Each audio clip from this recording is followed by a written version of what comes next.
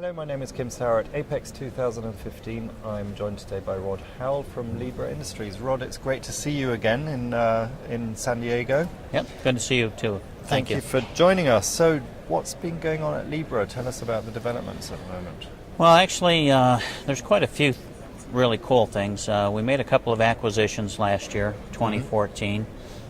We acquired a smaller EMS company, which really will just be a bolt-on of our traditional business. And the other company that we acquired is a metal fab and machine shop. And this is more of a vertical integration play for us because these are things that typically we would purchase on the outside, services on the outside. Now we're able to handle more of this as a one-stop shop, if you will.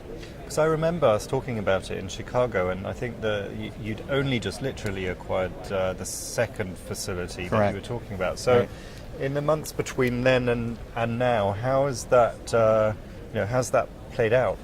So we've had a little over 6 months of integration, and it's always interesting. You know, when you purchase a company, there's the vision of what it's going to look like on paper, and then there's the reality of how do we really integrate these things. So at the end of the day, what you end up with is some of the things happen to create more value and turn out to be better than you thought, and then others are less value and a little more problematic than you thought. But net, these two acquisitions have been very positive for Libra Industries. Yeah.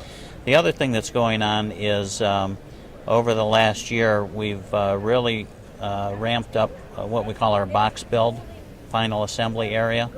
And we have, traditionally we've been in the smaller, kind of handheld box build formats. Now we're getting into rather large ones that are in the 30, 50, 60 pound range, a couple of feet in size, and very sophisticated. So, therefore, there's clearly demand for that sort of larger machinery Absolutely. In the market. So, where are you finding those markets in America? Well, our major markets are medical, industrial, mill, aerospace. Yeah. The new market, though, that we're seeing a lot of activity in is the LED market. And this is not the consumer LEDs, but high-end commercial LED assemblies. So not only are we building now a lot of very sophisticated LED boards, but we're actually building the whole product. One example is the Super Bowl that was just played out at the Arizona Stadium. We built all of the LED lighting that went into that stadium, and it was the first Super Bowl that was actually played under LED lights.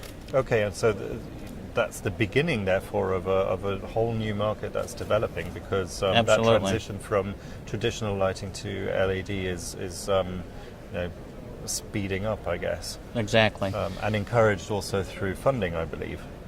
Yeah, I think really the driver is the LED technology has gotten much better.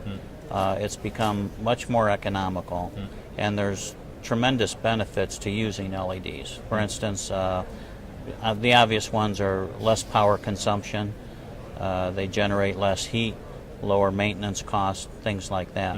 So when you get into an area like, say, stadium lighting that has these big lights that are mounted, a couple hundred feet off the playing surface, maintenance becomes a big issue. Sure.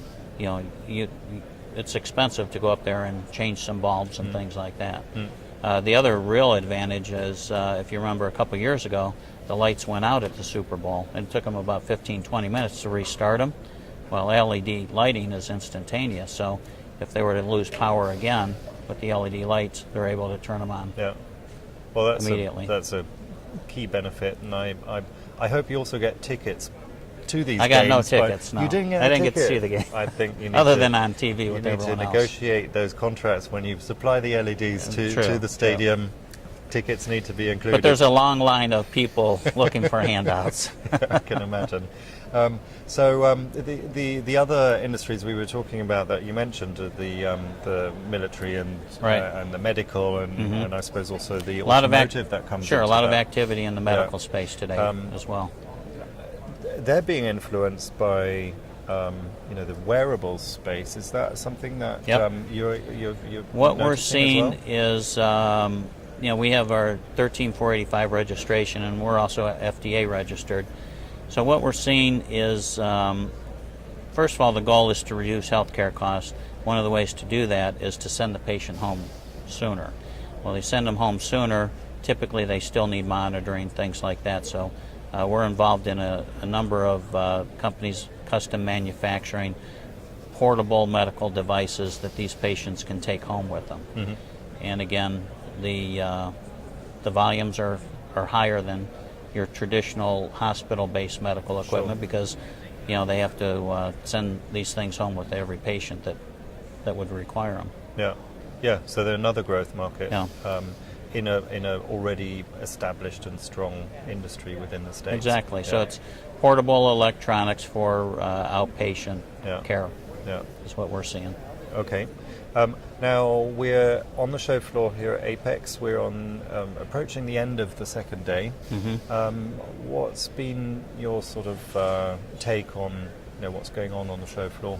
Yeah, I think it's been a fabulous show. Mm-hmm. We're here looking for equipment. The vendors that we wanted to see are here, mm-hmm. and it looks like there's some very nice traffic. A lot of the guys that I've talked to have been very positive and happy with the turnout. Mm-hmm. And of course, having it out in San Diego in the midst of a very cold winter is not bad for a guy like me from Ohio. Yes, so. Yes, absolutely. And that sort of activity and you being here points towards future investment. Absolutely. So what are your plans going forward, what you can talk about? Obviously. Well, we spend probably on average about $800,000 a year in capital equipment. Mm-hmm. Sometimes it's a bunch of smaller machines. Other times there's bigger ticket items. It all depends on where we're at in the recycle because we operate in a very high-end, high-tech space, which requires pretty much the latest and greatest in terms of technology and manufacturing capabilities. So we're constantly turning over our equipment pretty much on about a 5-year cycle. Okay, well, that's very positive news and lots of opportunities for you to grow the company, and it was great to see you here and in the warmth. You mentioned the weather in other parts of the States that, so quite cold, but I'm enjoying myself. Excellent. Rod, it was great seeing you, and thank you for your time. Good. Kim, thank you. You.